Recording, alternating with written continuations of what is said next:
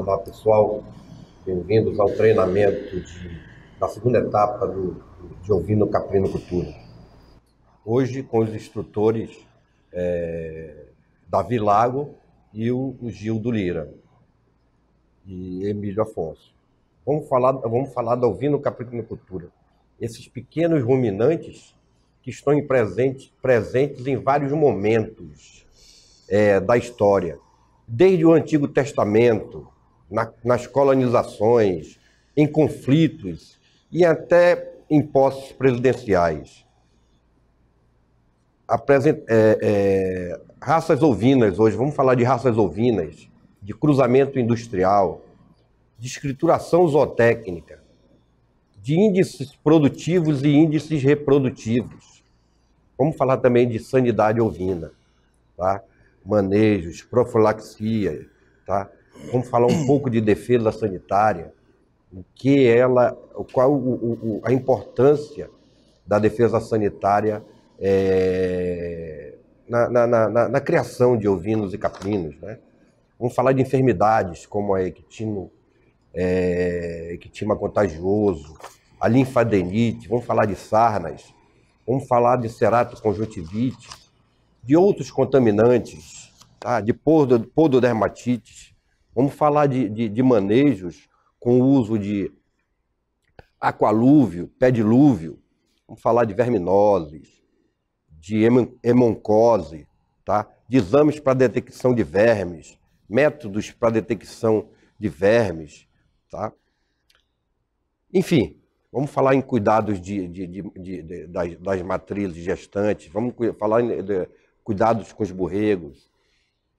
Dando seguimento aqui às aulas de ovino-caprinocultura, né? Vamos dar continuidade falando sobre as principais raças. Hoje, o que nós temos no Brasil é das raças brasileiras, onde se destacam pelo menos a crioula, morada nova, nambi, rabo largo, santinês e somali. Essas são as raças de origem do Brasil. Mas dentro delas, a gente começou a destacar umas que sejam adaptáveis à nossa região. No caso, vamos destacar 4 raças que são raças de maior interesse econômico no norte do Brasil. Dentre elas, nós vamos falar sobre santinês, vamos falar sobre a morada nova, Doppler e o White Doppler. Pode passar o slide, por favor. Próximo. Raças de maior interesse econômico no norte do Brasil, a qual nós fazemos parte, né? O santinês é uma raça de origem do Brasil e tem seu sangue de raça europeia. Dentro do seu sangue, ela está composta da raça morada nova, somalis e bergamácea. Apesar da influência do sangue de uma raça europeia, ela é característica para corte, né? Sua aptidão é mais voltada para corte. São desprovidos de lã, né? São de grande porte, machos sem chifre, né? Que são os mochos, e com 4 tipos de pelagens predominantes. São as brancas, temos as chitada, vermelha e preta. E o peso do ovino desse, da raça santinês, né, pode chegar de 80 a 100 kg se falando do macho, como também pode chegar de 60 a 70 kg falando das fêmeas. São muito excelente aptidão de carne e pele. Agora, uma curiosidade que, apesar de ela ser uma raça desenvolvida, trabalhado para carne, para corte, né? Ela é formada de cruzamentos que não eram produtores de carnes, e sim de lã, leite, né? E são excelentes produtoras de leite, prolíferas e de boas características e frequente partos duplos, né? Então, uma raça muito boa de se trabalhar, muito adaptável à nossa região aqui, que hoje ela vem ganhando espaço no nosso cenário da ovinocaprinocultura, né? E aí a gente vai assistir um videozinho que fala sobre a escolha das matrizes. Aqui nós temos um exemplar, uma fêmea da raça Santa Inês, onde essa fêmea foi feito um cruzamento com a raça Dorper e a gente pode observar o resultado desse cruzamento através da sua cria, onde a gente tem uma coloração totalmente diferente da mãe. Aqui a mãe a gente pode dizer que é uma coloração chocolate. A sua cria ela já tem uma coloração voltada mais para a raça Dorper, mas a gente pode observar, o interessante disso é que é um animal criado a campo, que as suas crias nascem com uma boa conformação, nasce com uma boa condição corporal e mesmo que sendo criado a campo, o animal ele se desenvolve bem. Então, dentro do manejo, dentro do sistema, né, semi-intensivo, onde o animal fica parte estabulado e parte ele é levado ao campo, nós podemos usar essa ferramenta do cruzamento industrial para trazer uma resistência, uma adaptabilidade e ao mesmo tempo promover a produtividade, né, um ganho rápido de peso do animal. É um animal que certamente com 5, 6 meses vai estar assim ótimo com acabamento de carcaça excelente para o período de ser abatido, né? Outro fator que a gente tem que analisar numa matriz é a gente está ali, separou o seu filho e a gente observa a inquietude dela em saber onde seu filho está. Isso dá uma noção da habilidade materna que essa matriz tem. Então, quando a gente vê que é uma fêmea dócil, a gente está ali manipulando e ela se deixa manipular, e ao mesmo tempo ela está ali preocupada com a sua cria, é uma fêmea que ela vai cuidar bem da sua cria. Isso é um fator importantíssimo, porque mãe que enjeita filho, por mais bem conformada que seja, não é interessante eu ter no meu rebanho. Porque se eu não tenho uma mãe para cuidar bem do meu borrego, eu certamente na apartação eu terei um borrego que não vai ter um bom desempenho e até o período de abate ele não vai conseguir alcançar um bom ritmo de ganho de peso diário que a gente chama de GPD. Então é importante eu analisar esses fatores. Outro fator que eu tenho que analisar quando eu vou observar uma matriz é o fator lactação. Eu tenho que ter uma boa conformação de úbere, eu tenho que sempre estar fazendo o processo de apalpação desse úbere, para ver se tem algum tipo de nódulo, para ver se está saindo o leite direitinho, se está produzindo leite em quantidade suficiente para alimentar este animal, principalmente por se tratar de uma raça prolífera, que ela pode ter 2 até 3 crias. Se eu tiver essa ocorrência de mais de uma cria numa barrigada, eu tenho que ter leite suficiente para eles, para suprir as suas necessidades. Então eu tenho que observar se essa glândula mamária está plenamente funcional e produtiva para suprir a necessidade desse animal, senão eu vou prejudicar todo o andamento, eu vou ter animais saindo tardios e com um baixo ganho de peso, e isso vai interferir na minha lucratividade dentro da minha avaliação, do meu planejamento, no final do fechamento do meu ciclo. Retornando, após a excelente explicação da colega na escolha da matriz, né, nós vamos falar mais uma raça que é de grande importância para o norte do Brasil. Essa aí é a raça Morada Nova, né? Ela é uma raça de origem nordestina, desenvolvida no Brasil, tá? Ela foi oriunda do estado do Ceará, né? E do município Morada Nova, né? Elas parecem possuir em seus genes lã e também produção de pelos. Só que através de uma cruza, de uma seleção natural, ela passou a ser de aptidão para a carne. E tem uma boa rusticidade, uma boa prolificidade e rendimento de carcaça, né? Apesar que é um animal que, se não tivesse essa interferência natural do meio ambiente, ela poderia gerar frutos que pudessem produzir a questão de lã e pelos. Mas adaptado à realidade do estado, ela foi desenvolvida conforme o ambiente natural que ela vem sendo desenvolvida, tá? E após essa raça Morada Nova, a gente vai assistir mais um vídeo onde vai falar sobre a conformação de úbere. Aqui nós temos uma úbere de uma ovelha, na qual a gente pode observar uma boa que a gente chama largura de úbere, uma boa conformação e uniformidade dos tetos, né? É uma fêmea ainda nova, tá? Aqui um animal de uma média de segunda cria. E a gente pode ver que esse úbere, ele se encaixa muito bem nessa região de posterior. Isso é importantíssimo para facilitar o acesso do borrego, né, no processo de sucção. Então, isso é fundamental estar fazendo essa análise da qualidade dessa região do úbere e fazer sempre esse processo de apalpação para ver se não tem algum tipo de nodulação, algum machucado, algo que possa prejudicar a produção de leite, porque o leite ele é fundamental para o desenvolvimento das suas crias. Voltando aqui para falar um pouco mais, citar um pouco mais sobre um aspecto geral da raça Morada Nova, né?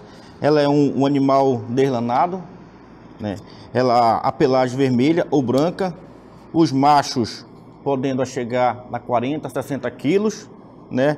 E as fêmeas adultas podem variar de 30 a 50 quilos.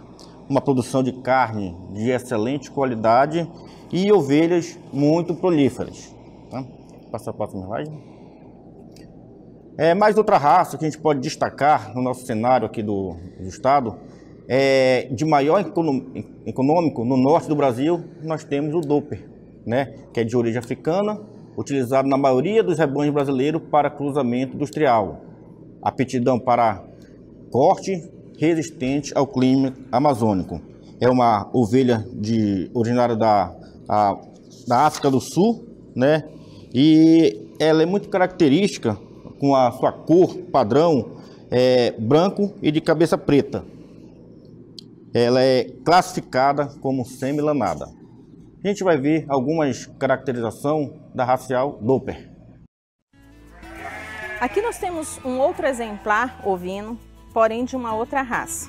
É bem parecida com a raça White Dorper, mas, como o nome já diz, White Dorper, o corpo é todo branco, diferentemente deste aqui, onde nós temos uma pigmentação de coloração preta na região da cabeça, pegando até a inserção de pescoço, onde nós vamos ter tanto a raça White Dorper quanto a Dorper em si, animais de excelência em qualidade quando eu trabalho ela dentro da ótica do cruzamento industrial também.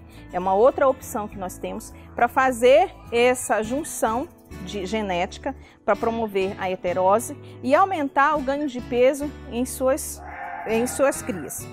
É uma raça também super interessante da gente frisar que, por ter uma origem africana, são raças que ela tem assim, pela sua origem, o clima meio que parecido com o nosso da região amazônica, ele se adapta muito bem às nossas condições edafoclimáticas.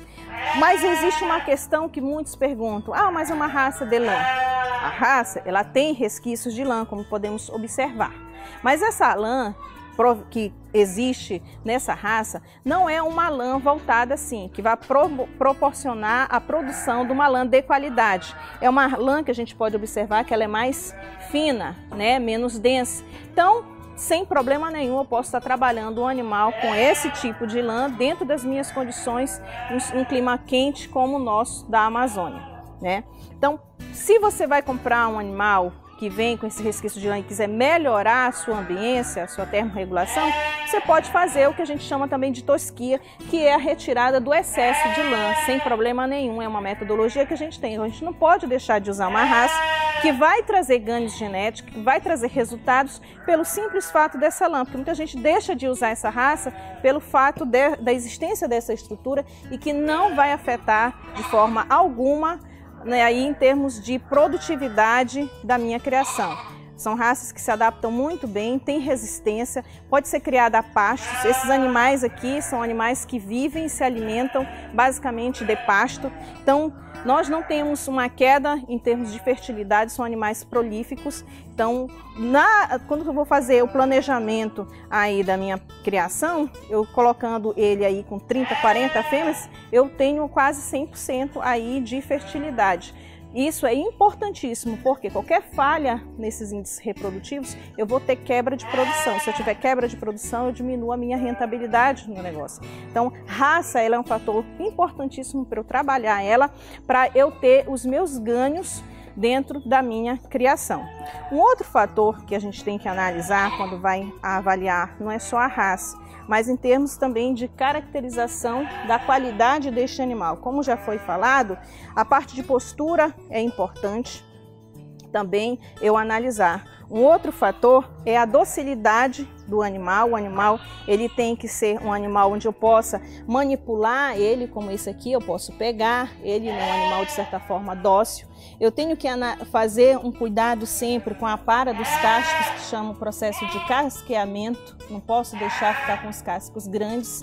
Eu tenho que avaliar a inserção de prepúcio desse animal, porque prepúcios muito grandes, muito caídos, a facilidade de ser um animal que vai a campo, de haver algum tipo de machucado, a chance será muito grande. E isso vai diretamente influenciar na fertilidade. Ele não vai conseguir, pode acontecer dele contrair algum tipo de doença, ter algum trauma, às vezes até mesmo bicheira. E aí ele não vai cobrir as fêmeas, eu vou ter falha nos meus índices produtivos. Então tudo isso eu tenho que analisar. Uma boa conformação corporal, uma boa conformação, inserção de prepúcio, de testículo, uma boa postura, corrigir bem os cascos, né? E analisar a parte da docilidade, da facilidade de eu manusear esse animal no meu dia a dia. Isso tudo é fundamental para eu ter sucesso. Não só selecionar uma boa raça, mas saber também as características que me interessam imprimir dentro do meu rebanho. Após visto a caracterização da raça Dorper, né? Vamos colocar algumas aptidões dessa raça, do Dorper, né? Que são a produção de carne, né? De excelente qualidade, né? Ganho de produção boa, né? Temos adaptabilidade à nossa região, apesar de ser um clima quente, úmido, né? Muitas vezes ausência de chuvas, às vezes chuvas a mais, ela se adaptou muito bem à nossa região. Tem uma boa habilidade materna, né? Boa criadeira, né? Boa fertilidade, chegando até 97% da sua fertilidade. Peso vivo pode chegar a 70 kg nas fêmeas e também 110 kg nos machos. E é o pelo de grande aceitabilidade pela indústria. Vamos ver mais uma raça, agora ovina, na qual é o White Dorper, né? De origem africana também, semilanada, aptidão para carne, rusticidade, excelente rendimento de carcaça. Quando a gente fala rusticidade, é um animal que está também adaptado às nossas características da nossa região, né? Então, ela é inicialmente chamado de Dorsian, né? Então, o White Dorper foi criado com o único propósito de produzir carne mais eficiente possível, sob variadas aos mesmo desconfortáveis condições de ambiente. Como nós temos um ambiente não muito regular, né? Essa raça foi desenvolvida e também está tendo uma grande crescência dentro do nosso estado, né? E a cor predominante dessa raça, característica dela, é padrão, branco, né? E suas aptidões para produção de carne, também como o Dorper normal, né? Ela tem uma boa adaptabilidade e boa habilidade materna. E o peso nas fêmeas adultas pode chegar a 70 kg, como nos machos também pode chegar a 110 kg, né? E aí nós vamos assistir mais um vídeo onde vai falar um pouco da caracterização racial do White Dorper. Aqui nós temos um exemplar, um reprodutor da raça White Dorper. É uma raça de origem africana, na qual ela é basicamente voltada para a produção de carne. A gente pode observar, pela conformação deste animal, que trata-se de um animal bem compacto, com uma ossatura muito consistente, com uma área muito grande, um volume corporal muito grande, que esse volume a gente chama assim, área para preenchimento de carne. Por isso que é uma raça usualmente trabalhada para os cruzamentos industriais. É uma raça que a gente chama raça paterna, porque normalmente se usa ela como um fator de reprodução. Ele entra como o reprodutor e a gente usa as fêmeas de uma outra raça para fazer o cruzamento e a gente ter o que a gente chama de heterose, aumentar aí os ganhos genéticos provenientes que irão proporcionar um aumento de carne nas suas crias. A gente pode observar que é uma raça que ela tem um bom comprimento, uma raça que ela vai imprimir nos seus filhos, né, um bom volume corporal em termos de arqueamento de costela, a profundidade, uma raça que vai imprimir principalmente, né, um maior volume de carne em áreas nobres, como essa região aqui do posterior, a região de paleta, a região de peito. Então, nós temos um animal que certamente irá promover um maior ganho de peso, né, dentro do nosso rebanho, se for introduzido esta raça. Então, é uma ferramenta que temos para a gente aumentar a produtividade. Agora, vale ressaltar que, quando eu vou fazer a seleção de um reprodutor para introduzir dentro do meu rebanho, eu tenho que analisar aspectos importantíssimos, que seriam o quê? Uma boa postura deste animal. Ele tem que ter um bom aprumo.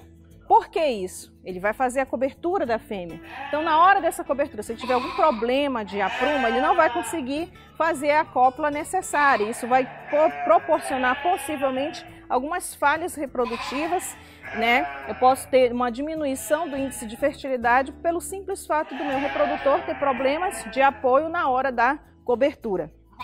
Um outro fator que eu tenho que analisar na hora de observar se o meu reprodutor ele vai conseguir atingir a meta dele, que é proporcionar um bom índice de fertilidade no meu rebanho, é o quê? Conformação testicular. Eu tenho que ter uma boa conformação dessa parte, dessa estrutura do animal, porque é aqui onde vai ser desenvolvida, né, as células espermáticas que irão proporcionar aí a fecundação e a formação das suas proles, das suas crias. Então, se eu tenho um órgão que não tem uma boa conformação, que seria o quê? A conformação aqui em termos de epidídimo, um bom volume, eu vou estar prejudicando aí o índice de fertilidade do meu rebanho. Então, se eu tenho um testículo onde o animal é muito próximo ao solo, a chance de você ter machucados, né, de bater e ferir, estressar o animal é grande. Isso poderá afetar. Às vezes tem uma falha na reprodução pelo simples fato de uma má conformação de testículo. Gente que tem um clima muito quente aqui na região amazônica, de modo geral, é importante o que a gente chama assim, uma área para aeração nessa região testicular. Então é importante que ele também não esteja muito próximo da região abdominal para favorecer essa termorregulação que é necessária para um bom desenvolvimento dos espermatozoides que são produzidos dentro desse órgão. Saindo um pouco dessa escolha das raças, vamos colocar um pouco da cruzamento industrial, né? O cruzamento industrial nada mais é do que uma técnica no qual a propriedade adquire quando você pretende aumentar o índice produtivo da carne e também da qualidade da carne que o produto final vai ser colocado ao consumidor, né?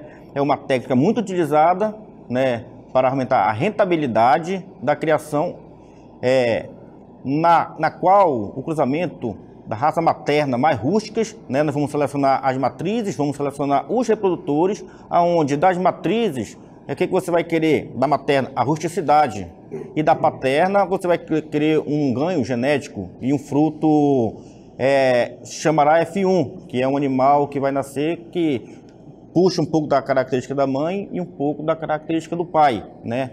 Então, as fêmeas vão se tornar excelentes matrizes e os machos também poderá desenvolver um ganho de peso que vai ser um excelente animal para o abate, né?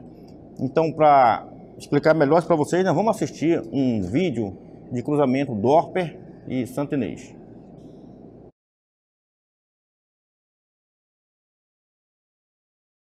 Nós temos uma fêmea que ainda está na fase que a gente chama assim, é uma borrega, ainda não completou todo o seu período de muda, ainda está com dente de leite, ou seja, tem uma fêmea aqui com a faixa de 1 ano a 1 ano e meio de idade. Ela está sendo preparada para a sua primeira cobertura e é um animal que foi criado a campo, que está sendo criado a campo. Mas o interessante é a gente notar que ela não é uma fêmea Santa Inês, ela não é uma fêmea Dorper, mas ela é um fruto do cruzamento da Dorper com Santa Inês, ou seja, a gente tem uma fêmea F1, meio sangue de Dorper com Santa Inês, e a gente pode observar pela docilidade, a gente pode observar pela sua conformação, que mesmo sendo um animal criado a campo, é um animal que tem uma grande resistência, que com certeza vai ser uma excelente mãe, vai ter uma boa habilidade materna, vai resistir a estações secas do ano, vai conseguir manter um bom score corporal, que isso é fundamental, a fêmea manter um bom score corporal no processo reprodutivo, porque assim que ela pare, ela vai lactar, então, depois de lactar, ela vai voltar para o processo reprodutivo. Então, se o animal ele tem um baixo score corporal, vai interferir negativamente aí no seu retorno ao cio, ao processo reprodutivo. Então, se eu tiver algum tipo de quebra dentro desse fator, diminuir os índices de fertilidade do meu rebanho, eu vou ter um prejuízo grande, porque eu não vou ter grandes números de animais nascidos por fêmea ao ano. Vai diminuir a minha produtividade, vai diminuir os meus ganhos e a minha rentabilidade, não é isso que eu quero. Então, é um excelente animal para se trabalhar. A gente pode observar animal presente aqui nas condições edafoclimáticas do Amazonas. É possível a gente ter o cruzamento industrial de um animal criado a campo e dar resultado garantido. Isso aqui é só enfatizar uma ênfase, né, na cruzamento industrial. Se você tiver um cruzamento industrial, mas se não tiver associado com ambiente, com nutrição, com infraestrutura, onde faz esse tripé, fica mais complicado de se trabalhar. Então, colocando esse arranjo, somando essas 4 situações, né, é a chave de sucesso para a criação da ovinocultura no estado. Então, passa a somar nutrição, né, como eu acabei de falar, o ambiente, o cruzamento e a infraestrutura. Isso aí é a chave de sucesso para a criação de ovinocultura no estado do Amazonas. Colocadas essas explicações, a gente vai passar a palavra agora para o nosso colega para dar continuidade e seguimento nessa atividade.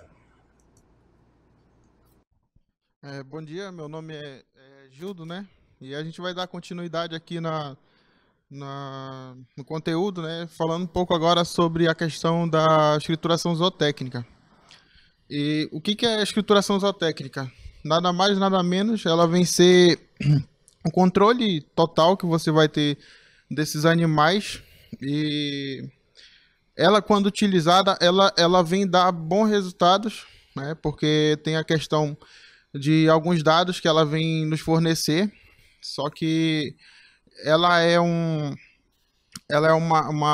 quando bem feita, ela ajuda bastante.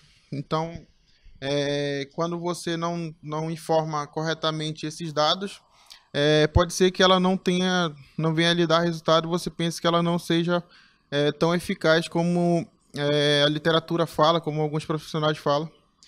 E a escrituração zootécnica, ela pode ser de várias maneiras. Você pode ter uma escrituração informatizada e também você pode ter uma escrituração manual.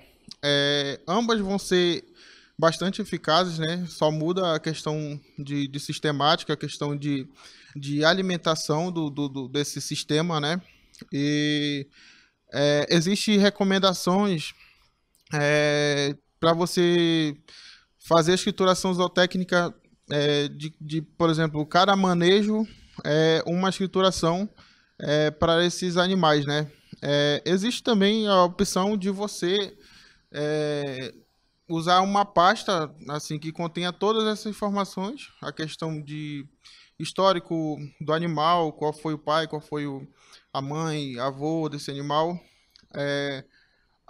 também pegando os índices a questão de produção desse animal, conformação de carcaça, altura, comprimento, dependendo do que você for sua atividade, no caso você tiver aí uma questão de para leite, né? Então você já pensa na produção de leite, vai ter que ser anotado em caprinocultura, por exemplo. E a dica mais correta é você fazer essas anotações separadamente, vamos dizer, reprodutivo. Você está trabalhando ali com uma tabela de reprodução, aí já faz esse anotação do número do animal, né? E você vai ter aí saber quando é que esse animal vai estar em estação de monta, quando é que vai ser o parto desse animal, né? E pode passar. Os índices zootécnicos, eles só podem ser obtidos através das anotações, né? Se não tiver anotação, a gente não vai ter esses dados.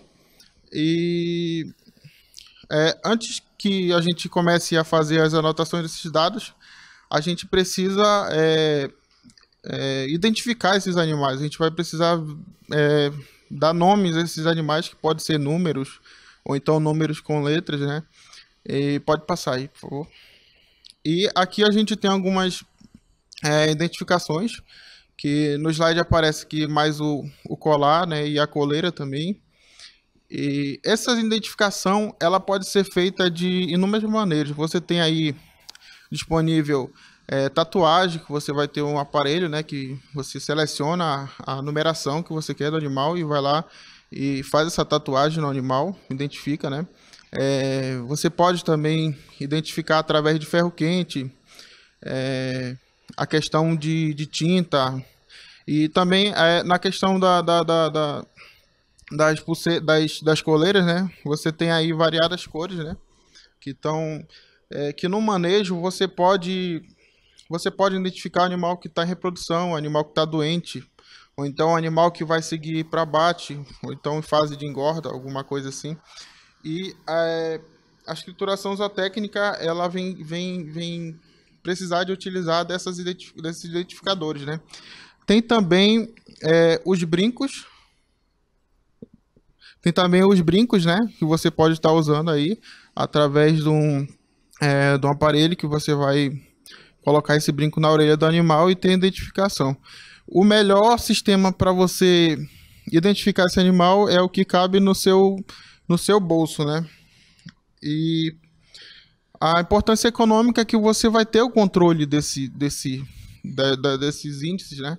E você vai ver, caso tenha algum problema, você vai verificar que os números não vão ser compatíveis com o que a gente chama de ideal. Então você vai correr atrás de profissionais, ou então o IDAM no seu município, alguma coisa assim. E a gente vai ver um vídeo também que é importante agora sobre a identificação da idade desses animais. Pode passar.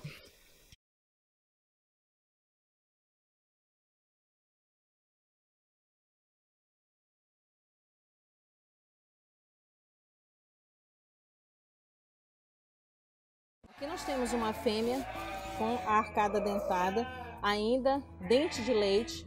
É uma fêmea aí que está na faixa etária de 1 ano a 1 ano e meio, por ela não ter feito nenhuma troca, nenhuma muda. Aqui nós temos uma fêmea que ela está em processo de muda, ou seja, é uma fêmea que tem aí de 1 ano e meio a 2 anos de idade. Aqui nós temos uma fêmea com a segunda muda efetivada. Nós temos aqui primeira muda, o dente central, e aqui os 2 primeiros médios que já foram trocados. A gente pode observar que já foi feito através da largura, do comprimento e da coloração desses dentes. Então a gente pode garantir que esse animal aqui tem em torno de 3 anos de idade. Aqui nós temos um animal que já efetuou 3 mudas, a gente pode observar 1, 2, 3, né? Então esse animal aqui tem pelo menos uns 4 anos de idade. Ainda não está com a sua dentição toda fechada. Nós temos aqui o último dente, ainda é um dente de leite. A gente percebe pela coloração diferenciada. Os dentes definitivos são um pouco mais largos e uma coloração um pouco mais amarelada. Eles são também mais compridos. Então temos uma fêmea com 4 anos de idade. Aqui nós temos um animal boca cheia.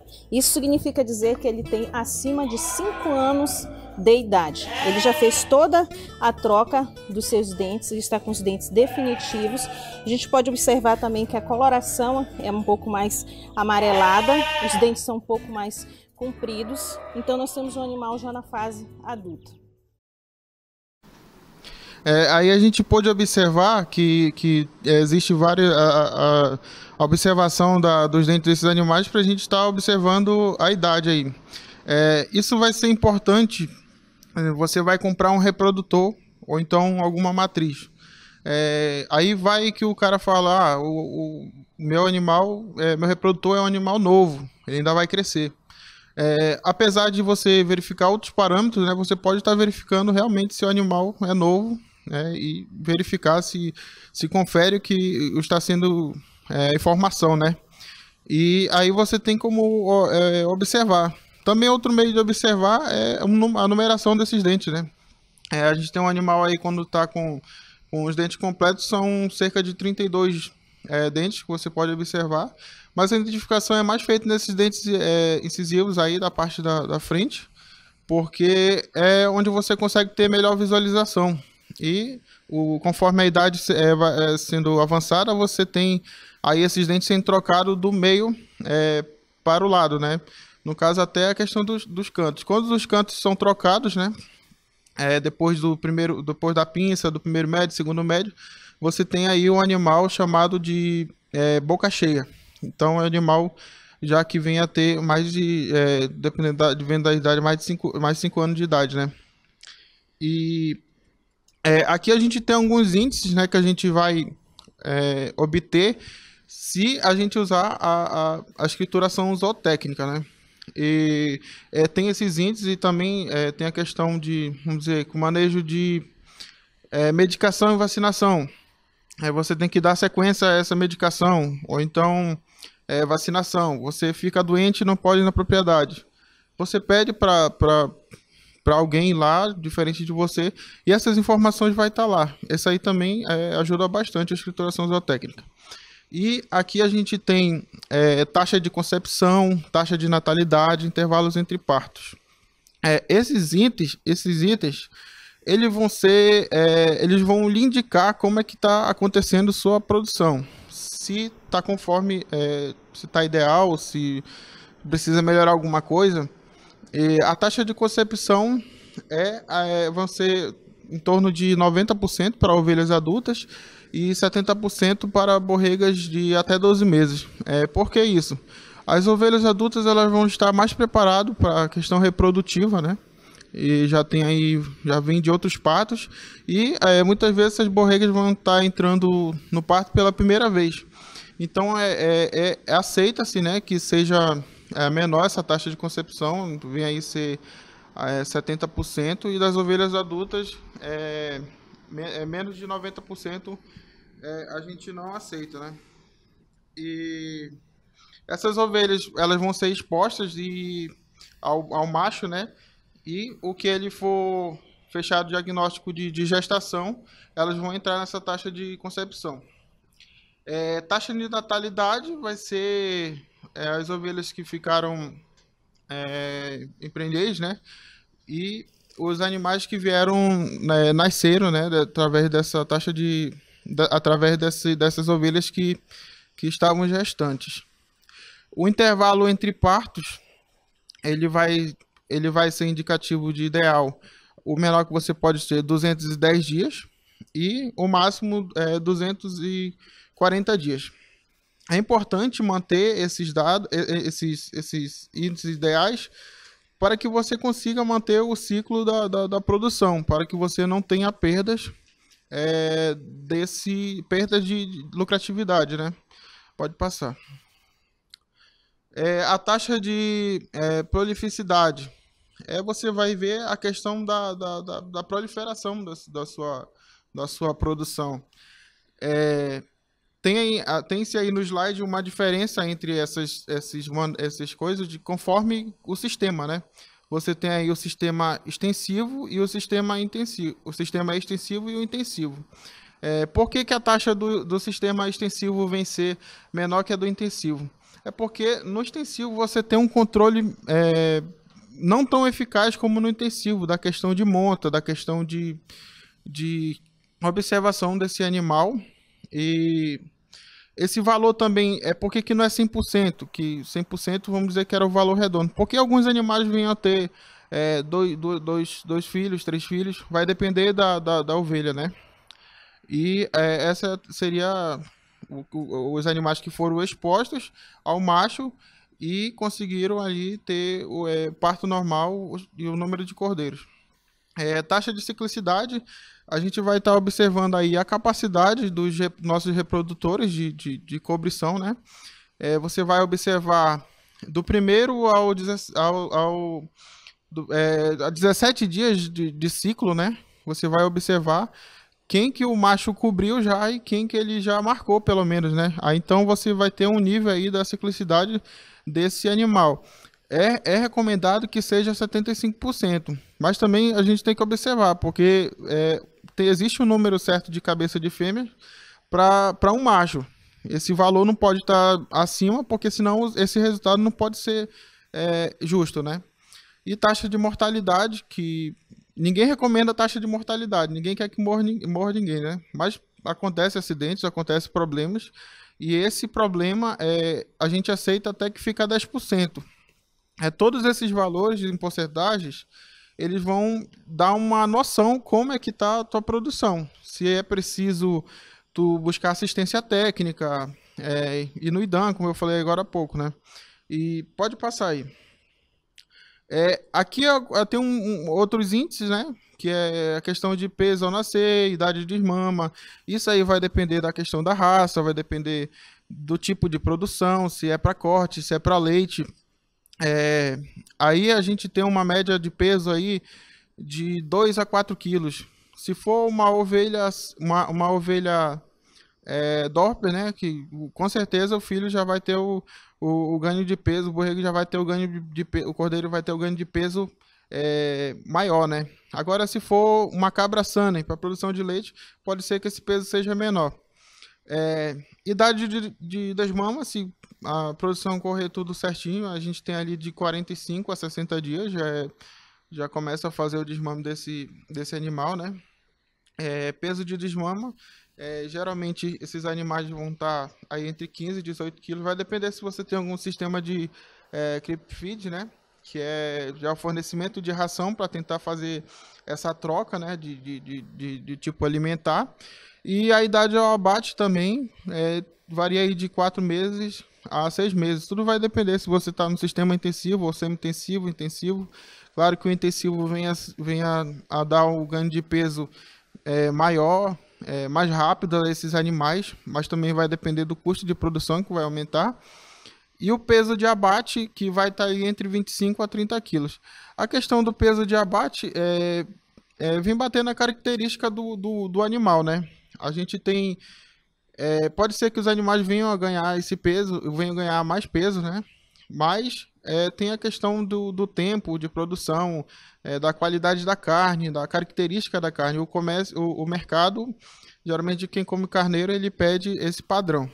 Pode passar. Obrigado. Aí tem continuando, né? A produção da fêmea ali de 3 a 6 litros de leite vai ser mais ou menos a média, né? Dependendo eu falei, se for para leite, ela vai, claro, produzir mais. O período de lactação é 140 dias até 160 dias. Para a produção de corte, isso não vai ser tão determinante para a questão animal, já vai estar saído do desmame ali. E para leite, quanto mais dias você ter, é melhor. Aí, no caso, então, 160 dias.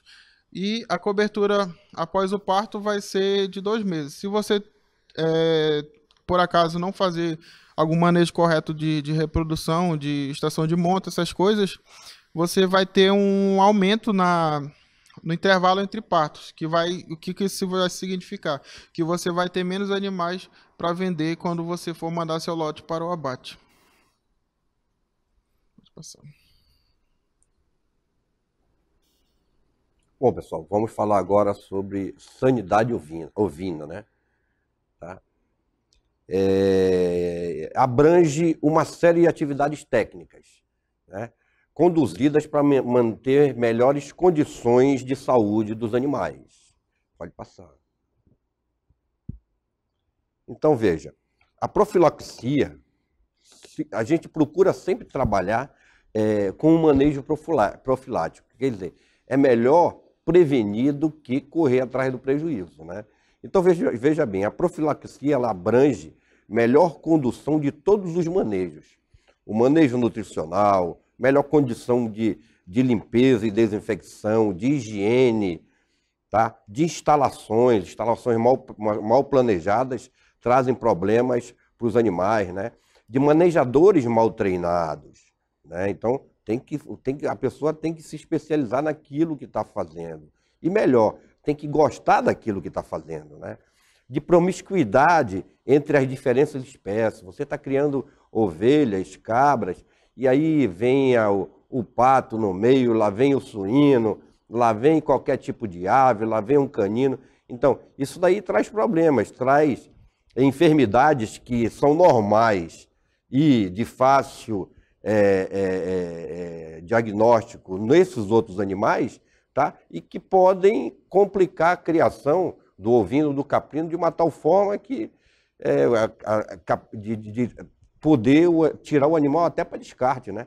Porque você não tem como diagnosticar uma coisa que você não tem conhecimento, né? Então, veja bem, olha o que a promiscuidade entre as diferentes espécies pode trazer, né?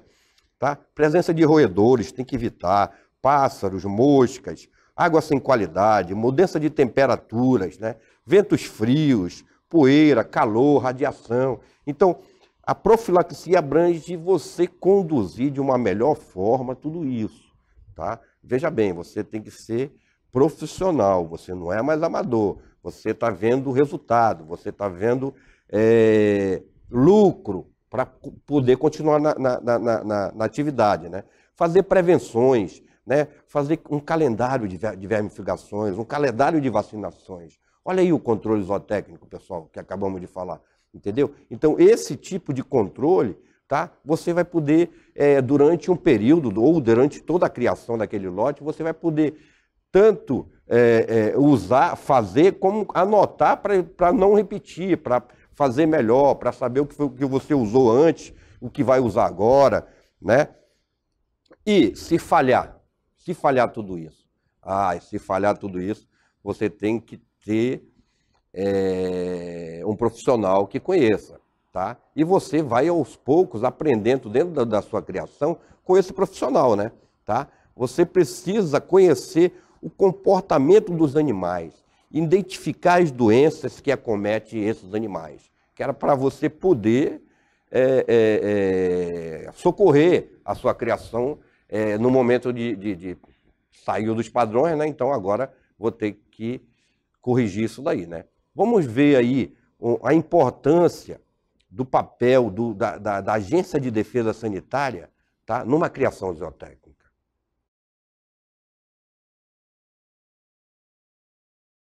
Bem, meus amigos, você que é criador de ovinos, também deve ter sua propriedade cadastrada na Agência de Defesa Agropecuária e Florestal do Estado do Amazonas, a ADAF. Por quê, meu amigo?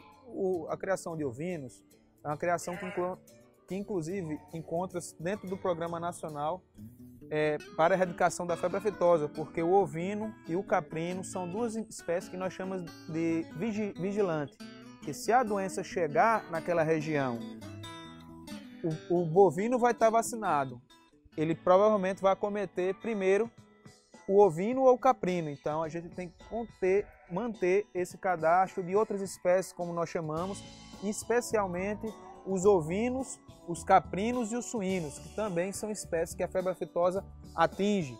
Então temos que fazer o cadastro de propriedade. Você procura a ADAF no seu município para poder fazer o cadastro. E é claro, também você, a partir disso, gozar do direito a fazer o transporte legal através do GTA. Em breve nós estaremos aqui contando no estado do Amazonas com um matadouro frigorífico. E esse matadouro frigorífico só vai poder receber animais acompanhados do GTA.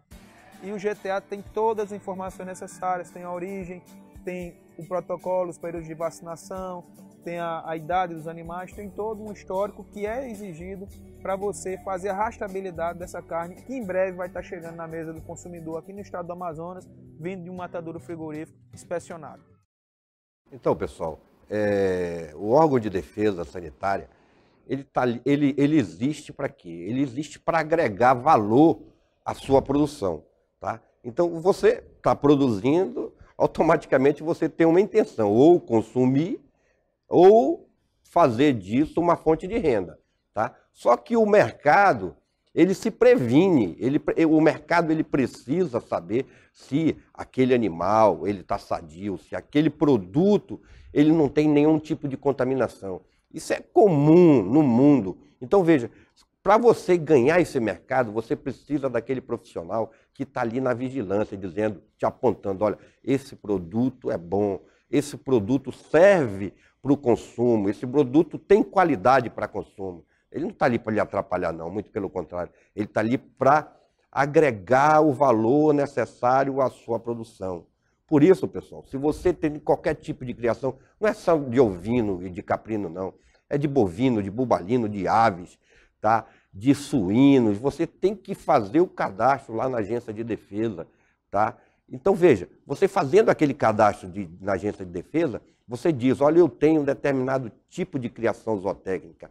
Aí fica por conta do Estado te prestar uma assistência técnica naquele tipo de criação. E fica por conta do sistema de defesa te ajudar também. Ele vai lá, ele vai ver se você tiver problema, você avisa eles, avisa a extensão rural, tá? E eles vão lá ver em que eles podem lhe ajudar. Eles não vão lhe prejudicar em maneira nenhuma, tá? Muito pelo contrário. Ele existe, o órgão de defesa, ele existe para agregar valor na sua produção. Vamos ver algumas outras enfermidades. Enfermidade ovina, pessoal. Enfermidade que mais acomete os ovinos. Por exemplo, o ectima contagioso. O ectima contagioso é uma dermatite, tá? Pustular, ela labial, né? Ela é contagiosa, tá? Ela é muito contagiosa entre animais e ela é uma zoonose, isso quer dizer que ela pega nas pessoas, tá? A porta de entrada são outros animais que entraram na tua propriedade com esse problema, tá? Você comprou um determinado animal de determinada pessoa e não teve cuidado de verificar isso ou de dar uma quarentena nesse seu animal antes de colocar junto com o seu lote. Então você comprou o animal e comprou o problema, tá?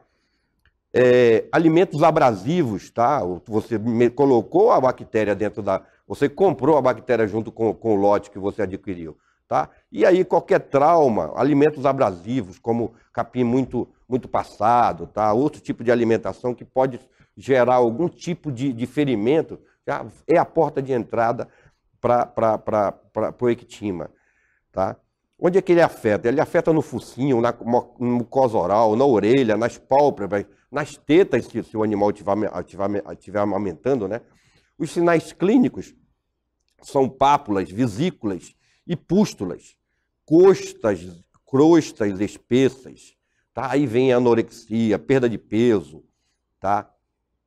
Ao cair a pele, tá? Aquela parte de onde tinha a pele, ela fica propensa a infecções secundárias, tá? Causa desnutrição, causa desidratação, tá? O tratamento seria fazer limpeza, né? Tirar essa crosta, fazer limpezas locais, né? Com permanganato de potássio, com solução de iodo, mais glicerina, né? O pessoal tem usado muito a autohemoterapia, tá? Em alguns casos a gente tem visto que tem dado resultado, mas não é sempre que funciona, né? Tá? Na realidade, o uso de antissépticos locais, tá? Isolar os doentes, tá? E vacinar o restante do rebanho, tá? É a melhor profilaxia e a melhor ação que você deve tomar, tá? Vamos ver agora uma outra doença muito comum no nosso rebanho, que é a linfadenite.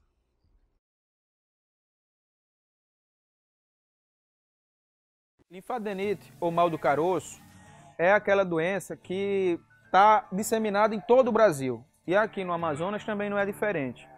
Ela aparece caroços nos linfonodos superficiais, então aqui na mandíbula do animal, antes do peito do animal, na paleta dele, nas glândulas mamárias, também na teta do animal e também na perna dele, na altura do fêmur.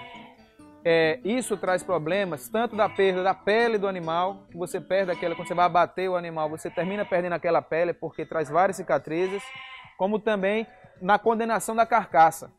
Então, se o animal com linfadenite, ele não deve ser levado para o abate, porque também órgãos internos vão estar comprometidos pela bactéria que causa a doença, que traz para a cadeia de pus, aquele pus feio que a gente vê, e também é um problema grande, porque quando ele não é tratado e o criador não separa os animais doentes dos animais sadios, termina o mal do caroço acometendo todo o seu rebanho, porque termina aquele caroço espocando, vamos dizer assim, no curral, no aprisco, no campo, e aquele pus vai contaminar o ambiente, vai contaminar o pasto, vai contaminar a água, e aquele contato direto com aquele ambiente contaminado vai levar a doença para todo o seu rebanho. Então, o mal do caroço, nós temos, primeira coisa, separar os animais sadios dos doentes e fazer o tratamento cirúrgico. E aí, o tratamento cirúrgico é outra aula que nós vamos ter em breve. Então, veja, pessoal, olha lá, a linfadenite é uma doença muito endêmica, muito fácil de verificar em nosso rebanho, né?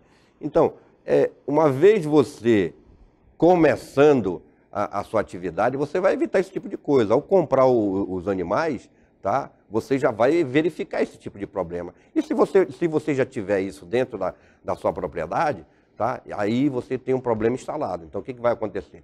Separar os animais doentes, tá, fazer toda essa parte de limpeza, de tirar esse líquido, tá, e torcer para que a carcaça, o rins, o fígado, o pulmão não esteja contaminado, né? Porque isso daí vai desvalorizar o seu produto, talvez até não chegue a ser aceito pelo abatedor, tá? Na hora que você for tirar essas substâncias purulentas, aquilo ali é altamente infeccioso, tá? Então você separa logo esses animais doentes, né?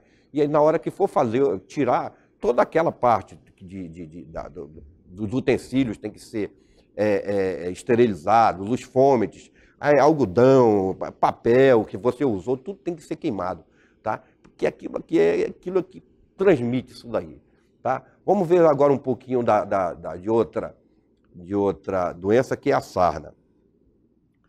A sarna, pessoal, é causada por um ácaro, né? Tá? É uma zoonose, olha aí, mais uma zoonose, tá? Causa um prejuízo econômico e sanitário bastante alto, tá? Como é os sintomas? Coceiras intensas, prurido, inquietação, tá? Animal esfregando e mordendo as áreas atingidas, né? A pele fica quente, úmida, com um rubor intenso, pápulas e vesículas, e em uma semana a pele fica coberta de uma crosta amarela e seca, tá? A partir de 3 a 4 semanas, começa a exalar aquele odor desagradável, né? Tá? Pode incapacitar a visão, danos nos lábios, redução em ingestão de água e alimentos, pode levar até a morte do seu animal, tá? Com profilaxia, fazer um exame exaustivo do plantel, tá? E nas entradas de animais, olha, mais uma vez, nas entradas de animais para o plantel, tá? Fazer uma seleção desses animais que vão entrar, tá? E separando os animais, trata, tá? Os que tem dentro de casa, tá? Para fazer a parte curativa do tratamento, né? Tratamento feito com acaricida, né? Tá? E alguns vermífugos, né? As ivermectinas, tá? Fazem esse tipo de tratamento, né? Em casos mais graves, onde já aconteceu a infecção secundária, você tem que entrar com antibiótico terapia, né?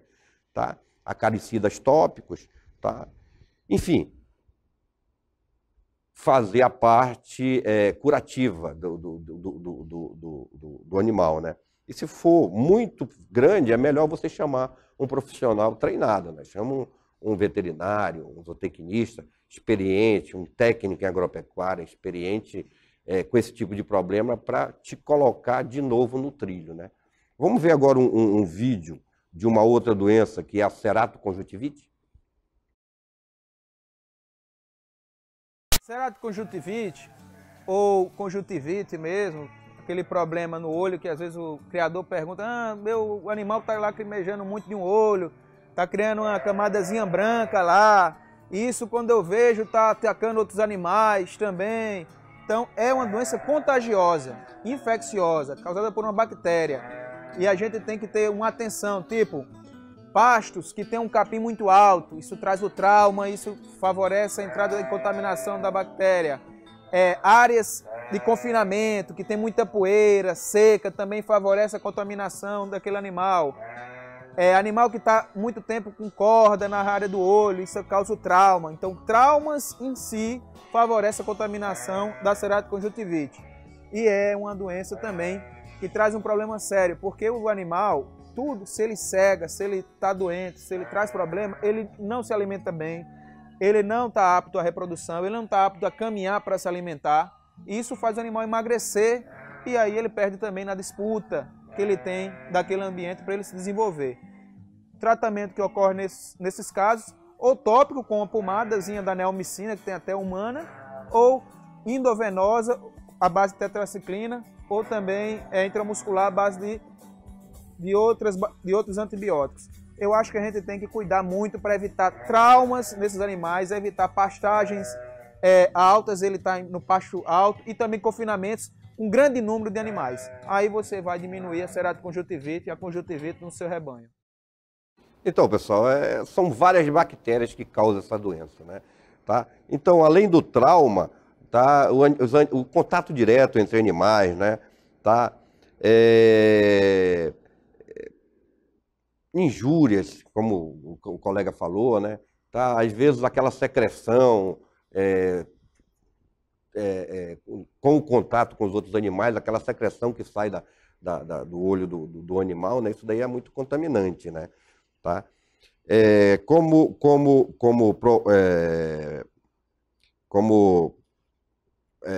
Tratamento, faz o tratamento tópico, né, com limpeza dos olhos, uso de alguns colírios, algumas pomadas, né, tá? Mas, principalmente, se você já observou esse tipo de problema dentro da propriedade, isola logo os animais, né? Tá? Que isso daí é altamente contagioso. Isola os animais doentes, tá? E faz o tratamento separado. Um outro detalhe muito importante é a entrada de animais na sua propriedade. Você adquirir um plantel, um novo plantel, ou alguma matriz, ou o reprodutor, observe tudo isso, tá? Então o produtor ele tem por obrigação saber disso daí na hora de comprar. Ou se ele não souber, é melhor chamar um técnico que acompanhe ele para isso, né? Vamos ver outra enfermidade aqui, pessoal. Tá? Essas enfermidades causadas por vírus, bactérias, fungos, produtos tóxicos, né?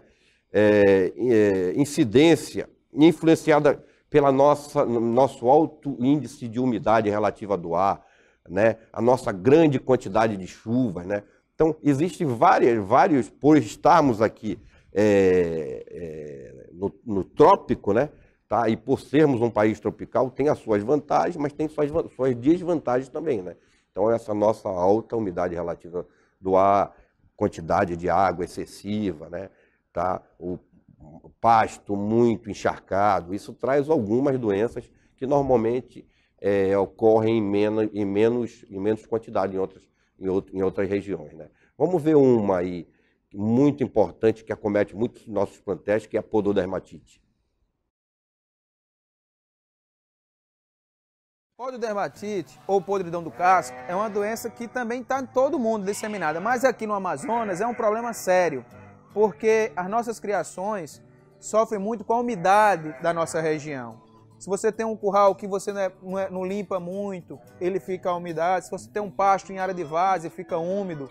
E se você não casqueia os seus animais. Então, é uma doença que também é conhecida como a manqueira, mas é causada por podridão de casco, porque a manqueira também tem outra variação de outra doença que também traz manqueira. Mas você vê o animal mancando e às vezes até ele começa a andar com os cotovelos. Isso é o limite daquela doença, é um mal que traz. Então o animal que não caminha para comer, ele emagrece, ele perde peso. ele perde a disputa do ambiente por alimentação. Então esse animal não vai se desenvolver. Se é uma fêmea, ele não aguenta a montaria, ela não vai estar apta à reprodução, ela vai sofrer com a gestação. Então é uma doença que a gente também tem que ter muito cuidado. Então, para você também se preocupar com o tratamento, você tem que separar os animais sadios do doente e utilizar o pedilúvio e também um antibiótico em alguns casos que aumentem muito a eficácia do tratamento. Mas evitar lugares úmidos e também fazer o casqueamento é uma grande vantagem para você evitar a podridão de casco no seu rebanho. Então, pessoal, aí a pododermatite, né, isso tem vacina para ajudar, né, no combate ao Diquilobacter nodosus e o Fusobacterium necrófilo. Então, olha lá, esse Diquilobacter nodosus é uma bactéria que existe onde existe ovinos, tá? Possivelmente, é muito difícil encontrar ela na natureza. Então, mas onde você encontra, onde tem esse tipo de criação zootécnica, ele está lá. Tá? Então, ele vai e se instala no casco, né? A preferência dele é para o casco, ele começa a abrir fissuras, né? E aí o Fusobacterium se aproveita e entra, e lá vem problema. Então, o manejo, tá? Principalmente na nossa região, em áreas onde tem pasto com umidade alta, né, devido à quantidade de água que caiu, né, tá? É você estar refazendo os pastos, né, tá? E correr para as medidas profiláticas. Quais são as medidas profiláticas, pessoal? Vacinação, tá? E fazer um aqualúvio com pedilúvio. O que é um aqualúvio com pedilúvio? Vamos ver a seguir, né? Então, o aqualúvio, o animal passa, tá? O animal passa e limpa o excesso de terra, de barro que tem no casco, tá? E o pedilúvio, sim, o pedilúvio já vem já vem a parte dos produtos que você vai colocar lá para que faça a desinfecção do casco do animal. Então, veja bem, não adianta você ter lá o produto químico e aí cheio de barro, cheio de um monte de coisa que possivelmente vai diminuir a eficiência do tipo de manejo, né? Tá? Então, é uma ação que precisa ser o ano todo, porém, é fundamental que antes do início da chuva seja iniciado esse manejo, tá? Então, já quando começa esse período de chuva, você já precisa fazer esse manejo, né? E são usados diferentes produtos, né? Vamos ver agora no próximo. Pode passar isso aí. Olha lá, formal, 6 litros de formal aqui, fazendo aí uma fórmula para você fazer o seu pedilúvio. Não esqueça do aqualúvio, tá? Então, 6 litros de formal, 40% e 94 litros de água, tá? E adiciona-se mais o sulfato de zinco, 10%, e o sulfato de cobre, tá? E aí você faz aquela sua parte, onde você vai combater esse tipo de bactéria, combater esse tipo de doença no casco dos animais. E outras bactérias também que eles trazem do campo, né? Pode passar. Vamos ver agora um vídeo de verminosos, hemoncos. Pode passar o vídeo. Bem, agora nós vamos falar da anemia. A anemia causada pela verminose, principalmente o hemoncos contortos. Essa doença, eu pessoalmente, pela experiência que eu tenho, acho que é a que mais mata numa criação de ovinos, principalmente nos animais jovens. Então você encontra os animais, os borregos, como a gente chama, antes do desmame, ele já está sendo acometido, porque esse parasita, o hemoncos contortos, que causa anemia, ele está no ambiente como um todo. Ele convive lá. O que a gente faz quando a gente está vermifugando o animal é controlar, é tentar estabilizar uma quantidade máxima que não ofereça problema para o animal se desenvolver, para ele engordar, para ele poder reproduzir. Como você identifica a anemia? Primeiro, já aquele sinal tradicional, né? O animal que está doente tem um pelo fosco, pelo arrepiado, ele não come, ele está apático. Se você pega aquele animal e observa a conjuntiva, observa a boca dele, ele vai estar saindo daquela vermelhidão, daquela cozinha vermelha, ele está indo para o branco, está ficando mais claro. Se ele chegar a ficar branco, o animal já deve estar quase a óbito.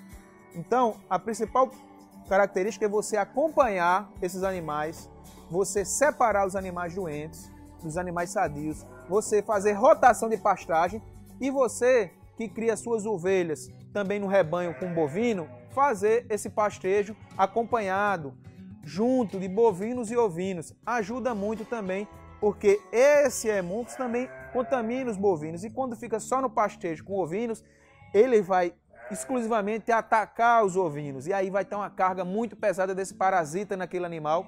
E a possibilidade de existir muitos animais doentes é maior.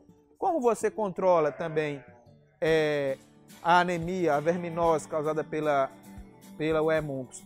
Protocolos e manejos. Manejo principalmente rotação de pastagem. Você não manter o animal constantemente no mesmo pasto, isso ajuda porque você, quando o animal defeca naquela região, ele está contaminando aquele ambiente. Se você está o tempo todo mantendo os animais ali, o desenvolvimento da larva pela estar adulta, ele vai voltar a infestar muito o animal. Então a infestação só tende a aumentar. E é claro, também aquele verme, ele precisa de um parasita para ele sobreviver. Se você deixar aquele verme se torne adulto e ele não passe a contaminar, não passe a parasitar um animal novamente, ele vai morrer. Então quando você fazer a rotação e voltar para aquele campo, não vai vir vermes viáveis, adultos, para contaminar o animal. Então a rotação de pastagem é a grande arma para a gente evitar.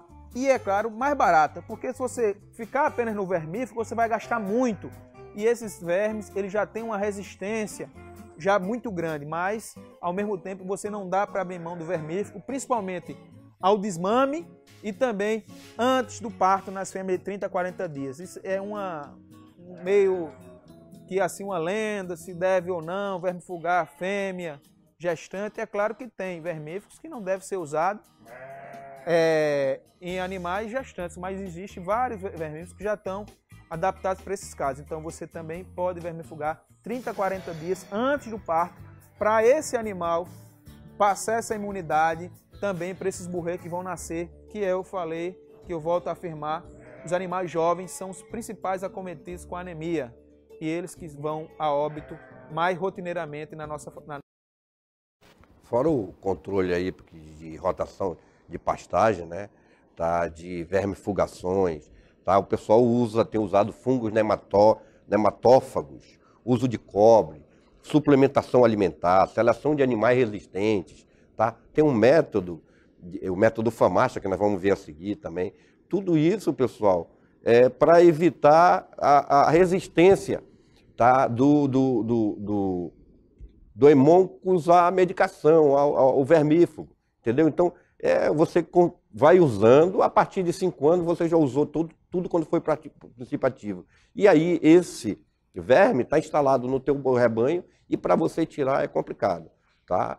Causa anemia, pessoal, tá?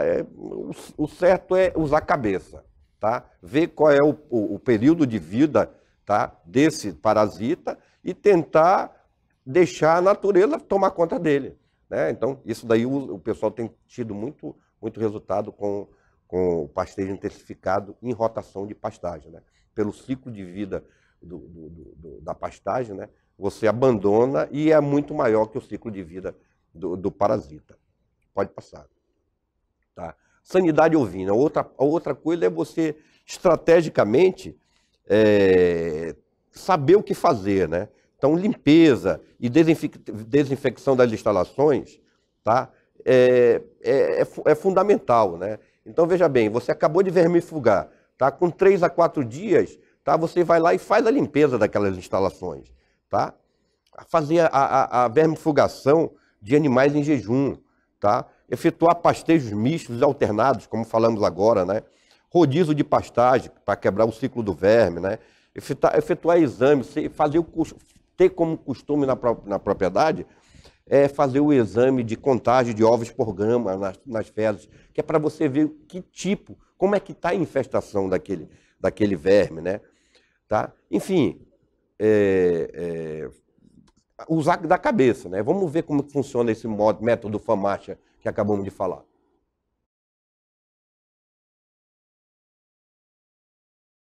Dentro do trabalho de sanidade, a gente trabalha com o método FAMACHA. O método FAMACHA, ele foi estudado na África do Sul, com ovelhas, pequenos ruminantes, e fizeram o quê? Foi mostrado que, avaliando a mucosa ocular, a gente tem um grau de anemia desses animais, porque os pequenos ruminantes, no caso dos ovinos, eles são extremamente resistentes ao Haemoncus contortus, né? Que é a hemoncose. E ele faz o que? É um parasita do estômago que fixa na parede gástrica e ele se alimenta de sangue. Então, de fato, esses animais vão se tornarem anêmicos. E isso faz com que, mostrando o grau de anemia, né? Se aquele animal ele está num grau que vai de 1 a 5, sendo o 1 muito bom e o 5 muito ruim. Então a gente vai, a partir do terceiro nível de anemia, através da mucosa ocular, a gente já vermifuga ou não. Só que o FAMACHA ele só dá certo e tem uma boa acurácia quando estiver envolvido e atrelado com outro método, ou pelo hematócrito ou pelo OPG. Nas nossas pesquisas, a gente está desenvolvendo atrelado com a OPG, o exame de OPG, que é um exame de contagem de ovos por grama de fezes. Então, a gente vai ver que acima de 500 ovos, você já deve vermifugar aquele animal. E isso está dando muito certo aqui nessa propriedade, porque a gente diminuiu os custos com os vermífugos, porque foi evidenciado que apenas alguns animais necessitam mesmo da vermifugação. E isso faz com que os insumos que seriam gerados para a vermifugação, né, que seriam comprados, podem ser investidos para a reprodução, por exemplo, né, através dos protocolos hormonais, que vai favorecer o ganho da eficiência reprodutiva na propriedade. Então, pessoal, então veja só, olha aí a importância de você ter um acompanhamento técnico, a importância da extensão rural, tá? Então, eu vi fazer, eu vou fazer e vai dar certo, não. Você precisa ter um acompanhamento técnico, olha lá, você precisa ter um médico veterinário, um zootecnista, um técnico agropecuário que conheça da atividade, tá? Porque olha o que acontece, você aplicando um método desse, você... O dinheiro que você vai gastar comprando a mais medicamento e tornando aquele verme resistente, tá? Não tem pagamento, veja bem, ó, tá? Você está comprando o medicamento, não sabe se está fazendo efeito, está gastando dinheiro e está perdendo a produção. Então, chame um profissional da assistência técnica, chame um profissional da atividade privada para te atender, para ver como é que funciona, tá? E começa a ter consultorias, tá? O que isso vai te custar, tá? Isso daí dentro da tua planilha de custo, e você vai ver que não vai atingir 1%, tá? Muito menos que isso, tá? Conselho, seria bom se a gente ouvisse, né? Porque do contrário, o custo por não acreditar nesse tipo de manejo pode ser muito grande, tá? Vamos ver mais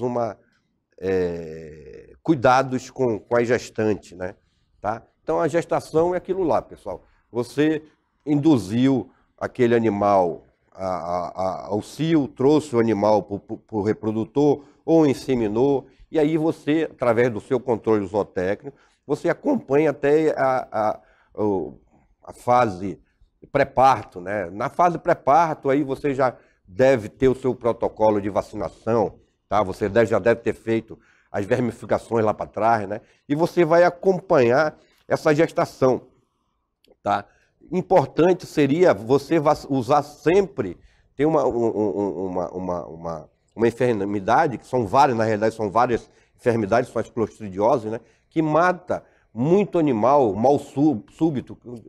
No dia anterior tá bom, no outro dia amanhece morto, tá? Então são várias essas doenças que a gente chama de clostridiose, né? Então seria bom, se o seu plantel não foi vacinado, fazer essa vacinação no pré-parto, tá? Na idade certa para vacinar, fazer uma primeira vacinação, fazer um reforço, tá? E aí os animais que forem nascendo vai ter um período certo, eles já vão vir com a imunidade, tá? Que eles vão beber o colostro, tá? Então já vai vir com uma imunidade passiva, tá? Então com o tempo certo, você vai e faz o reforço nos animais. Não custa nada evitar. Olha, o custo de uma vacina dessa é centavos, tá? Quanto custa você perder uma produção? Quanto custa você perder uma cria na sua produção? Ou um lote de cria, né? Porque na realidade isso daí quando dá, não dá só em um, dá em vários, né? Tá?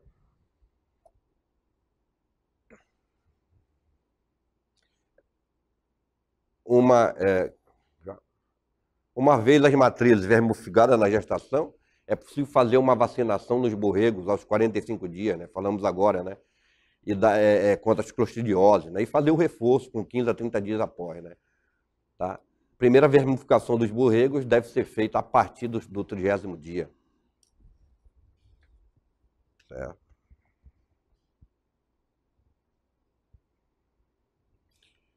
A colostragem nos borregos, pessoal, é de suma importância, falamos agora. O colostro, ele traz a imunidade passiva da mãe, tá? Então, quando esse animal nasce, tá? Quando o borrego nasce, tá? Ele nasce sem imunidade. Então, ele bebendo, ele tomando aquelas imunoglobulinas vindas da mãe, tá? Isso vai até ele conseguir fazer funcionar o seu próprio sistema imunitário, tá? Ele vai conseguir sobreviver diante aqui fora, né? Aqui onde existe manifestação de vários micro-organismos que podem causar doenças a esses animais, tá? Ao nascer é necessário que se faça uma cura do umbigo, tá? Com álcool iodado, né? A 10%, né? Para evitar infecções, né? Pode passar. Então, um bom manejo profilático é o melhor remédio da criação, pessoal. Tá? O olho do dono é a frase mais certa que eu já ouvi. Tá? O olho do dono é quem engorda, tá? Os animais, né? Então, se o cara não estiver olhando, o animal nunca vai estar gordo, tá? Porque vai deixar de fazer muitas coisas, né? Tá? A pessoa precisa estar, o produtor precisa estar cercado de profissionais dedicados, treinados, e que gostem, principalmente que gostem do que fazem, tá? Ele precisa ter um pensamento empresarial, ele precisa ganhar dinheiro para se manter na atividade, tá? Sem ganhar dinheiro, com certeza, ele vai quebrar e vai levar um monte de trabalhador e outros produtores juntos, né? Tá? Temos que acabar com essa história de amadorismo, pessoal. Tá? Amadorismo não funciona, a não ser que você vá fazer uma criação só para comer, tá? Mas mesmo assim você vai perder aquilo que investiu para comer, então seria melhor nem criar, tá? Compra ele o produto pronto, melhor coisa que tem, tá? Então, isso tudo, o profissionalismo é a chave do sucesso, tá? O próximo encontro seria no dia 23 de maio, tá? E aí iríamos ver outros itens. No dia 23 de maio, onde vamos ver outros itens, né? Tá? Como a parte de pastagem, capineira, tá? Raças caprinas, vamos ver toda a parte de caprinocultura, né? Tá? Eu gostaria de agradecer aí e deixar as palavras no momento com o Davi, depois com o Gildo, depois vocês me retornam. Vou começar, Gildo. Depois eu faço os limites.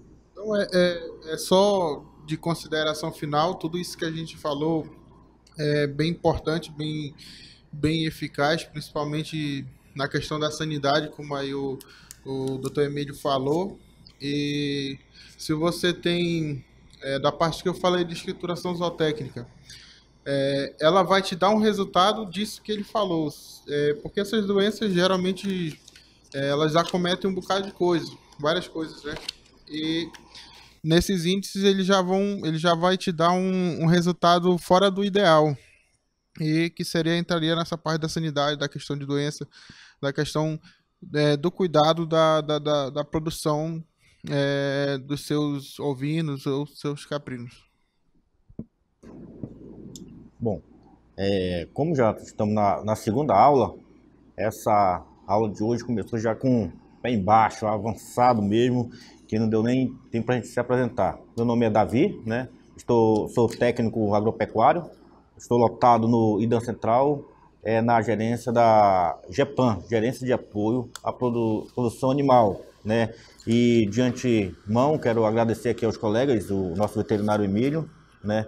Nosso colega Gildo, né? Técnico agropecuário também, acadêmico de veterinária, também do IDAN, né? A nossa colega Maybe, que está ausente, ao todo o sistema CEPRO, né? Aos colegas da SEDUC, aos colegas que estão por trás dos bastidores aí responsáveis pela essa transmissão. E principalmente parabenizar a você, nossos colegas que estão lotados nas unidades locais, aos produtores que tiraram o seu tempo de hoje para nos acompanhar hoje.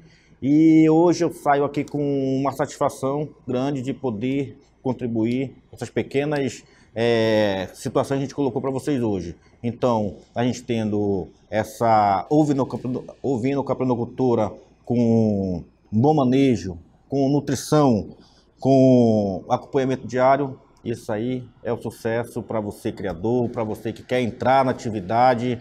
E desde já o IDAN está de portas abertas para receber você e te desejar um bom dia e uma boa trabalho nessa sua atividade. Bom, pessoal, só complementando aí as palavras do Davi, né? Agradecer também a professora Rosiane da UFAM, né? O Christian Barnard, que é veterinário da DAF, né? E todos os técnicos e produtores que estão assistindo e que vão fazer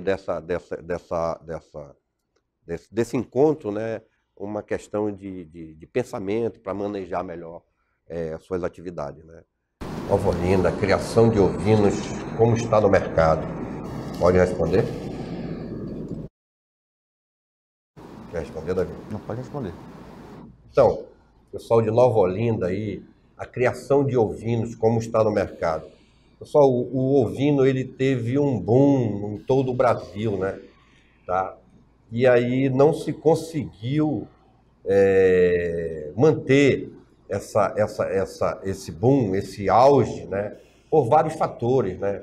Tá? No nosso caso aqui no Amazonas, o principal fator foi a falta de matrizes, a falta de produto para abater, né? Então, veja bem, se começou vamos dizer, se começou procurando genética, e esquecemos de fazer o dia a dia, esquecemos de fazer o produto, né? Tá? Então, essa genética ela foi tomando uma proporção onde foi ficando fora dos padrões de aquisição do produtor, tá? E aí nós tivemos um problema hoje com pastejo, tá? Então, o ovino é um animal que ele pasteja muito embaixo, então ele, normalmente, você tem que ter um cuidado maior com o pastejo. Então, está faltando, vou dizer o seguinte, está faltando a gente, tá? Técnicos, produtores, acreditar mais na atividade, tá? Se você for ver o mercado hoje de ovinos, tá? Você vai ver muita carne de ovino importada do Uruguai aí no supermercado, tá? Um dia desse eu vi num determinado supermercado o quilo da paleta de R$85. Então veja bem, olha lá, o quanto a gente tem mercado para chegar, para fazer, para se tornar uma atividade produtiva, né? Mas aí a gente ainda está pensando se vai, pensando se fica, né?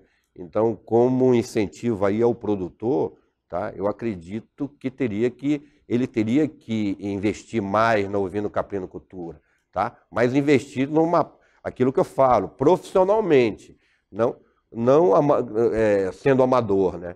Então, visando, tá? Realmente fazer esse produto, levar esse produto para o mercado, né? Com certeza vai ganhar dinheiro. Mas existe ainda assim uma pequena parte de produtores que ainda estão labutando nessa área no Amazonas, né? E esses estão indo bem. Está faltando produto no mercado para ser vendido. Pergunta, tu responde, meu. Ainda continuando aqui no Nova Olinda, Aqui no município de Nova Olinda, não temos veterinário. Como podemos obter esta orientação técnica para o nosso rebanho de ovino e outros? A extensão rural, pessoal, a gente sabe que tem uns problemas temporários aí, né? Tá? Mas o IDAM na gerência de produção animal, e a CEPRO, no seu quadro técnico, tem inclusive especialistas na área, né? Tá? Que podem ser solicitados pela prefeitura, tá? Pela própria unidade local, para que vá ao município, tá? Treinar técnicos. Na realidade, essa é a nossa função, treinar os técnicos dos produtores, para que estes, tá? Dê prosseguimento ao manejo, né? Tá? O manejo de produção, as biotecnologias. Enfim, pessoal, a gente precisa sair um pouquinho da zona de conforto e procurar essa ajuda, tá? Com certeza nós vamos encontrar dentro da Secretaria de Produção Rural do Estado do Amazonas, dentro do órgão de extensão rural, existem profissionais especialistas em ovino caprinocultura. Por favor, fique à vontade. E, Emílio, sou aqui do Careiro, né? Qual o tipo de alimentação adequada para a criação de ovinos e caprinos? Pessoal, o alimento, a ração volumosa continua sendo ainda a mais barata, né? É de muita importância, tá? Ter uma boa pastagem, uma boa pastagem bem manejada, né? Uma pastagem onde você tenha a entrada do animal no ponto máximo, onde está lá o seu índice de proteico daquela pastagem e outros valores que vão alimentar o animal, né? E que saia esse animal também controlado, onde esse animal não vai matar essa pastagem. Pessoal, uma alimentação volumosa representa até 80% de qualquer manejo zootécnico, tá? Então, essa alimentação volumosa, tá? Precisa ser observada, precisa ser profissionalizada para que esses animais, esses ovinos, tá? Eles, na maior parte de sua alimentação, saia por aí. A outra, você fazendo uma alimentação controlada, e aí você já pode fazer na fase de terminação, tá? E aí você vai analisar qual o produto que você vai usar, e isso é custo-benefício, né? Tá? Existem várias, inclusive na UFAM, o pessoal trabalhando com uma alimentação balanceada para ovino, para caprino, né? E existem técnicos, né? Existem empresas no Amazonas, tá? Onde tem já esse know-how, né? de alimentação concentrada, né? Então, a melhor alimentação seria realmente o mais barato, né? Que é a alimentação volumosa, é a pastagem, né?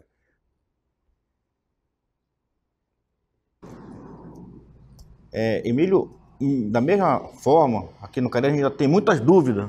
E qual é a melhor forma de fazer um método profilático? O método profilático é aquilo que eu falei. O produtor, ele precisa de um profissional do lado dele, que conheça, tá, de sanidade animal, tá, que conheça da parte alimentar, que conheça do manejo de bem-estar animal, tá, que conheça, enfim, várias enfermidades que acometem os ovinos, tá, que é para, a partir do momento que ele fazer um plano de criação desses animais, tá, onde vai envolver aí a parte de instalação, onde vai envolver aí toda a parte de vacinação, de vermifugação, tá, onde vai envolver aí principalmente a parte de treinamento de mão de obra, enfim, tá, que desenvolva um trabalho, tá, com esse produtor, né, pessoal? Então, eu acredito que lá na extensão rural, aí no IDAM da unidade local de vocês aí, tá, se vocês não têm esse profissional com essa qualificação, eu acredito que devam procurar na Secretaria de Produção Rural do Estado ou no próprio IDAM, na Gerência de Produção Animal, que vão identificar esse técnico que vai treinar tanto o produtor quanto o técnico da unidade local. Nós temos também aqui do Envira, né? Qual a procura da carne no mercado consumidor? Bom, a procura da carne, pessoal, olha lá, eu não vou falar que o amazonense tem um hábito de consumir a carne de ovino, né? Tá? Mas se tiver a oferta a um preço razoável no mercado, com certeza ele vai consumir, tá? Porque é uma carne muito saborosa, muito saudável, tá? O que falta, pessoal, para completar esse hábito, é uma oferta com preços que a pessoa possa chegar e comprar, né? Quer dizer, é preferível você comprar outro tipo de proteína de origem de animal, por exemplo, de origem bovina ou de aves, porque o teu poder aquisitivo é limitado, né? Tá? Se você vai comprar 1 quilo de carne de paleta de ovino a R$80, isso daí só em aniversário, Natal, alguma data comemorativa, né? Então, existe o mercado, ele está aí, ele precisa ser abastecido, tá? De acordo com a lei da oferta e da procura. Quanto mais oferta, tá? O preço diminui, a procura aumenta também. Continuando aqui em Vira, né? Quais os resultados obtidos no estado com o uso de biotecnologias e inseminação artificial? Pessoal, biotecnologias em nosso estado, o que a gente tem visto, tá? Tempos atrás, naquele boom do ovino, né? A gente viu inseminação artificial, a gente viu fertilização in vitro por laparoscopia, nós vimos inseminação artificial em tempo fixo, nós vimos inseminação artificial por laparostomia, né? Laparoscopia, tá? E aí, mas só que precisava de mais procura para que essa oferta tivesse um barateamento dos preços. Na época, eu lembro, a dose do sêmen de ovino, de caprino, estava em torno de mais de R$50. Tá? Então, isso daí afastou um pouco a biotecnologia da reprodução em ovinos e caprinos. Né? Tá? Para você fazer um treinamento de inseminação artificial, Maria, você teria que ir para o Nordeste, para o Sul, tá? Aí era passagem aérea e outros custos, tá? Então ficava muito caro. Tá? Mas existem hoje, no estado ainda, profissionais capacitados, tá? Que, além de ter feito esses treinamentos, estavam aptos a passar essa técnica para os técnicos locais. Tá? Só que, aquilo que eu falei para vocês, tá? Não foi para frente porque ela foi, talvez na época, muito mal divulgada ou pouco divulgada. Eu não sei falar para vocês, tá? Mas a tecnologia existe até hoje, tá? Isso daí também não aconteceu só com o nosso estado, isso daqui aconteceu no Brasil todo. A febre da ovelha e da cabra no Brasil também aconteceu da mesma forma que aconteceu com a gente aí, tá? Foi um boom que faltou produto. Tá? E faltando produto, tudo ficou mais caro, inclusive as biotecnologias. Então, hoje ainda existem, tá? Os grandes produtores continuam fazendo, continuam desenvolvendo, tá? Lógico, diminuir um pouco, tá? Mas ela está aí. Aprender, pessoal, nunca é demais. E aprender para trazer para o produtor, aprender para trazer para o técnico na nossa região é muito gratificante. Interessante de todos os pontos de vista.